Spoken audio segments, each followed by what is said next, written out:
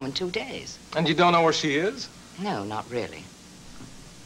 We all know what an independent spirit Raven is, as witness her recent holiday in the Caribbean.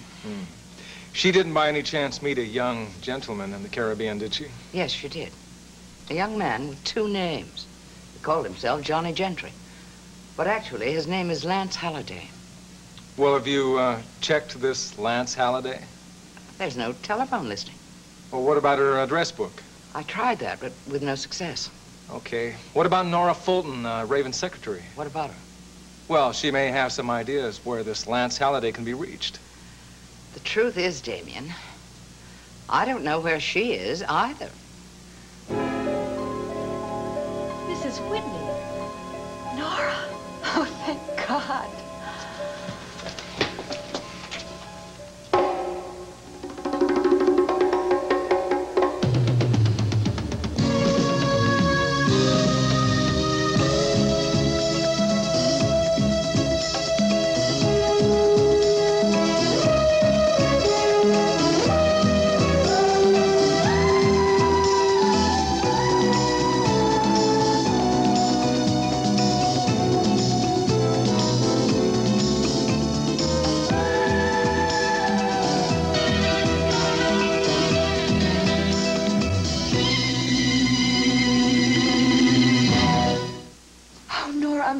You're here. Believe me, it is so good to see a friendly face. What is going on? What are you doing in this place? It is horrible. They have accused me of killing someone, and it was an accident. Did Cliff come by and tell you? No, nobody came by. Not that I can think of, anyway. Listen, tell me what happened. It was unbelievable. I went out with a friend to have dessert and coffee after dinner. Was this a gentleman friend? It was Lance Halliday. Remember, I told you about him. I met him in the Caribbean. I don't even know him. Why would I want to shoot his girlfriend? You mean you shot his girlfriend? What? No, I didn't shoot her. She tried to shoot him. She tried to kill him. And they were struggling for the gun. It fell down and I picked it up. And fired? No, we were struggling. It just went off. But I didn't do it deliberately like he said. Who? Lance Halliday. That's what I'm trying to tell you. He says that I committed murder in cold blood. Now, isn't that the most ridiculous thing you've ever heard? Yes, that's really incredible. The whole thing sounds unbelievable. Well, I don't know what to do.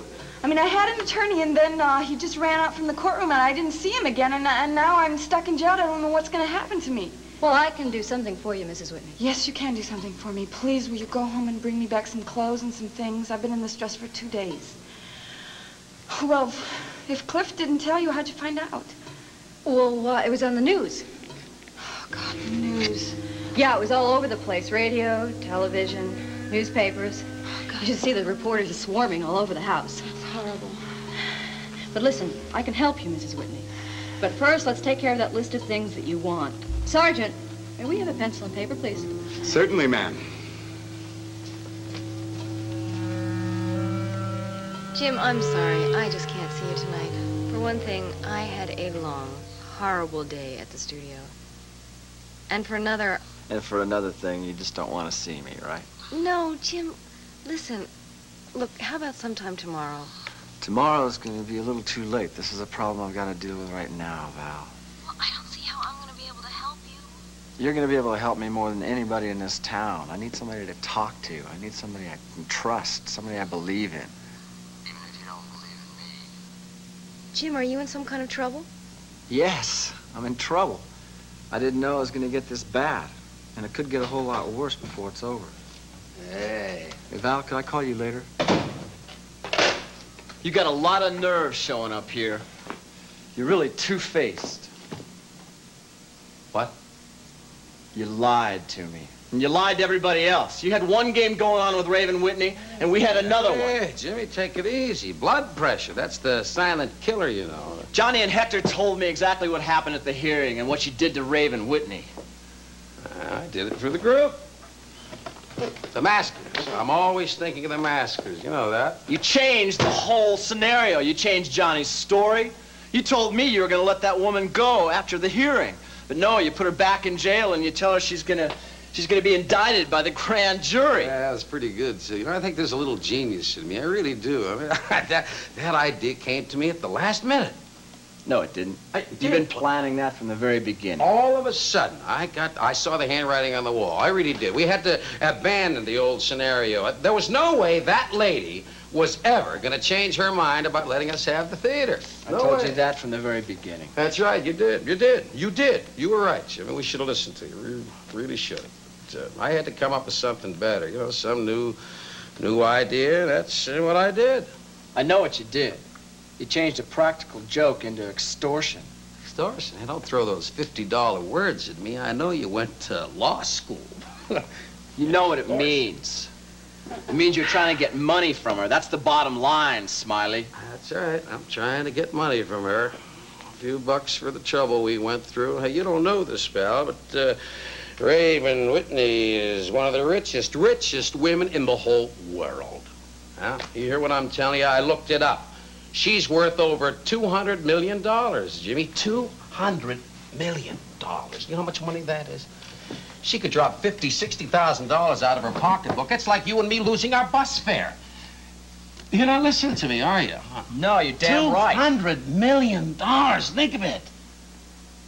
You want to put on a play? She could finance the whole thing for us. You want a theater? She'd buy a theater for us. Buy it. Buy it. I'm not listening to this. Oh, well, we got it right now, power. What's the matter with you? Why don't you see it? She could have all the money there is in the world. Don't you understand that? Nothing'd be right if she didn't have her freedom. And you're gonna sell it to her? Hey, she'll pay anything we want. What if somebody blows the whistle? Who's gonna blow the whistle? Calvin Stoner, he's out of it. So is Cliff. That leaves Johnny, Mitzi, Hector, me, and you. Who counted me in? Hey, are you kidding? We need you, Jimmy. You know that. We've always needed you. That's right, always. That's why we don't want you to back out. That's why we won't let you back out. It starts to sound like a threat, Smiley. Well, let me put it this way, Jimmy, all right? You know what'd happen if you did something naughty? We'd go to jail, and you'd go to jail, and that poor little girlfriend of yours would sure miss you, wouldn't she? You're gonna do something, you better do it real good, Jim. Hector told me about that scam you pulled on that sweet little girl of yours, huh? Valerie Bryson. If she finds out what you're into now, isn't that something? I don't think she'll ever visit you in prison, not even on Sundays.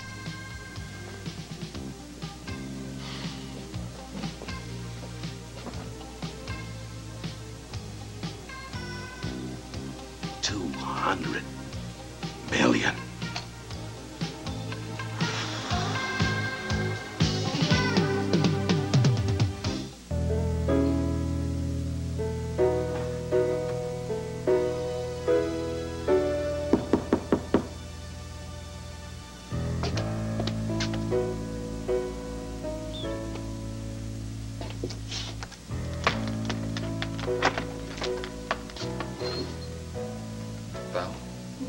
I told you that I'd be coming back. I hope that that's all right. Yes, but I have to go out soon, so you won't be able to stay long. As you can see, I'm not alone this time. I didn't say that I would see her. Val, I've got rather a severe headache. If it wasn't for Libby, I probably wouldn't have managed to get over here at all. Please, Miss Bryson. I know I haven't made you feel exactly friendly towards me, and I am very sorry. But perhaps now that you know the whole story, you can understand. No, Miss Webster, I can't understand. And I don't know the whole story. Val, what happened was more my fault than it was Libby's. You see, I told her that we had known each other in San Moritz, and she decided to follow you around to see whether you were a friend or a foe. I know I acted far too mysteriously, but I was afraid to reveal too much. Sky has enough enemies in this town. Well, that explains everything.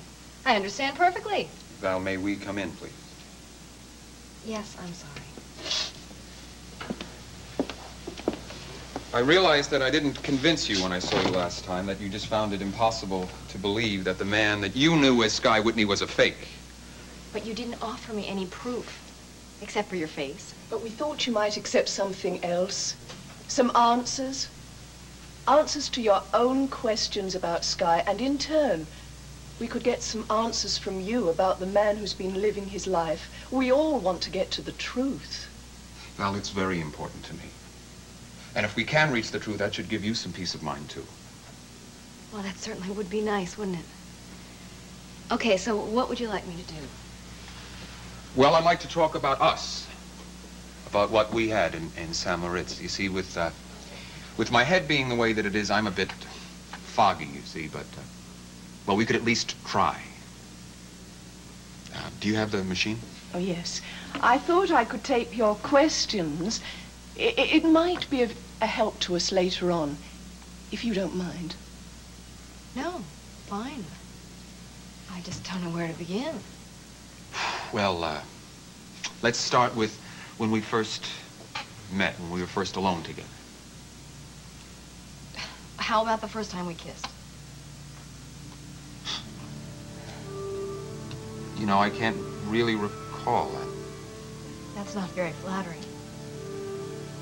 Well, I remember our first date. I remember that very well. We had dinner at the hotel. Were we alone? Well, yes, of course we were. You don't recall being interrupted by your friend, Jeff Brown, and that girl he picked up? Yes. That's right, of course. He came with a girlfriend. She had red hair. She wore a ski cap. We couldn't even see her hair. You speculated that maybe she was bald. He remembered that. He? The man that you're calling an imposter remembered the whole evening. Jeff Brown, the girl, the joke about being bald. Well, I can hardly be expected to remember a crummy joke that's 3 years old. Well, what about the first time you kissed me? It wasn't that night. No, it wasn't. It was on the slopes. It was on the ski lift. I tried to stop you and you fell off. Do you recall that? Yes, I do. I remember that very well. So then what happened? Well, I wasn't hurt. I wasn't hurt at all. Do you remember pretending to be hurt? No, you don't, do you? No, I can't seem... You lay there in the snow, looking as if you'd broken a bone, and Jeff Brown came running up to see if you were all right. And I was scared to death. I came running over, and you pulled me down into the snow and kissed me. That was the first time. Sky, why should you believe this woman is telling you the truth? She was obviously in love with that imposter. That's a lie. And if you don't believe me, why don't you just take your tape recorder and go? Val, please, let's try just once more, please. Just once more. All right, one more question. What about the song? What song? The song that you played over and over again the night before you left.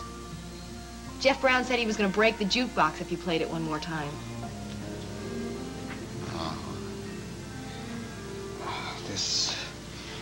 This head injury, it's done something to me. Even these small details. He knew the song. I can't remember. Sky, she's trying to trick you. I warned you. She's doing this on purpose. Hey, this is your game. But I'm not answering any more questions, and I really don't think it's going to do you much good to ask me any. Why are you doing this to me? Why are you trying to hurt me? Let me go! I never did any harm to you. I liked you. I could almost have fallen in love with you. Did you know that? Sky, let her go. Don't you see it's no use? She isn't on your side. No, she isn't. Nobody is.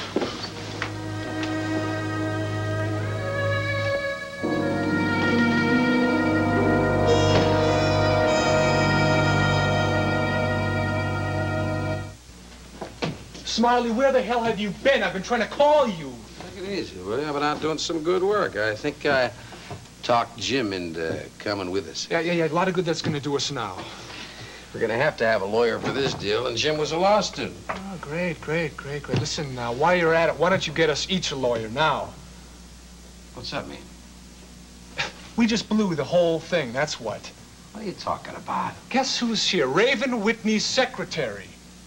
Here? Yeah.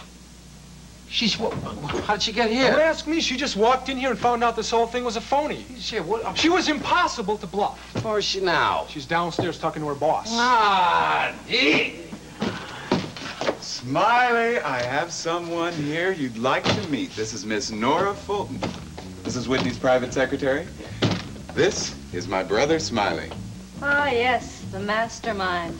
I told her you thought up the whole scheme, Smiley. Gotta give the devil his due, right? What's going on here? Everything's okay, Johnny. Nora's on our side. Right, honey?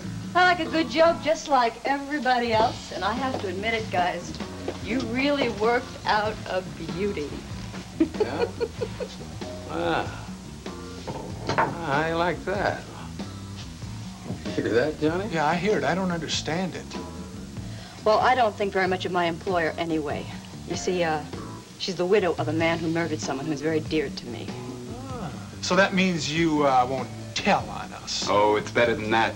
Nora is gonna help us. How are you gonna help us, Mama? You're gonna need someone like me. Mrs. Whitney needs a contact with the outside world. Right. Someone to bring her things. Right. Someone to bring her news from home. Right. Get it? Right.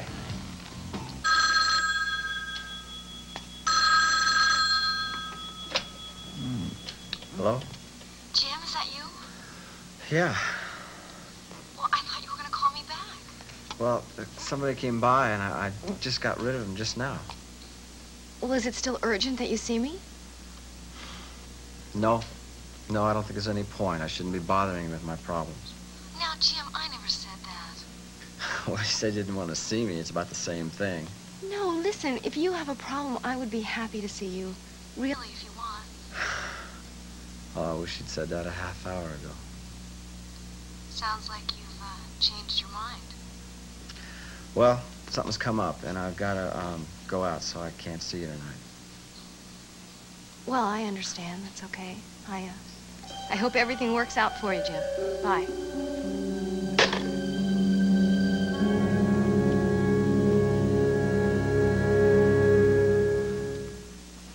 Mrs. Saxon, I'm going to get going on this as soon as I can, but since you want this to be an unofficial investigation, I really can't promise you how rapid the progress will be. I understand that, Damian. I guess the best place to start is with this guy from the Caribbean. Yes, that's a good starting point. You say he's tall, dark, handsome, and rich. Why, Nora. So you decided to come home. Hello, Mrs. Saxon. Is there something wrong? Yeah, Mrs. Saxon and I were just discussing the mysterious disappearance of your employer. I don't see anything mysterious about it. I just talked to Mrs. Whitney. You did? Where? At a friend of hers, a gentleman friend named Johnny Gentry. He has a very fancy penthouse apartment. Well, for heaven's sake, what did she tell you? Well, that she's going on a trip again. A cruise. This time, a long, long cruise. Alone? I didn't ask. I doubt it. I think she's taking Mr. Gentry. She gave me a list of things to get for her. You mean she's not coming home before she leaves? Apparently, they're leaving right away. I think I'd better hurry. Miss Fulton, 1 minute, please. I'd like to see that list, if you don't mind. Before. Just let me see the list. Mrs. Saxon, is that Raven's handwriting? Oh, yes, that's hers, all right. I can tell by the misspelled words. And she always draws little O's over the I's. Excuse me. Well, I guess that solves our mystery, doesn't it? Private secretary, huh? I thought only businessmen had private secretaries. Could you shut up for a minute? I'm trying to think. Excuse me. Well, Mrs. Whitney, I've got some good news for you. Oh, you do? You can make that phone call now if you like. I'll just plug it in over here for you. Now, it was Mike Carr you wanted to call, right? Okay, yes. I have that number. Oh, could you hold that for me? Thanks. Okay.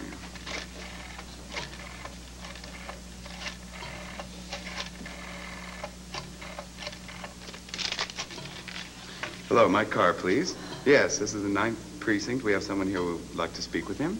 Yes, thank you. Hello? Hello, Mike. It's Raven. Oh, hello, Raven. How are you? I've been meaning to come and see you, but things have been so busy around here. I'm in terrible trouble. I have to talk to you. I'm afraid I know that only too well, Raven. I'm preparing the case for the grand jury right now. It's been just horrible. I don't know why this person did this to me, but I have to see you and just talk for a little while. That's impossible now, Raven. It would be unethical. You should work through your attorney. But that's just it. I don't have an attorney, and I thought maybe you could suggest somebody to me. That's what I wanted to talk about. Well, as a matter of fact, I can. Oh, you can? Who? His name is Bennett Matthews. He's probably the best criminal lawyer in the state, maybe the whole country. Oh, that's terrific. I'm going to need the best. When can I see him? I'll talk to him tonight. I'm sure he'll be there as fast as he can. So just stop worrying. Right. Bye. Guess I better call Bennett Matthews.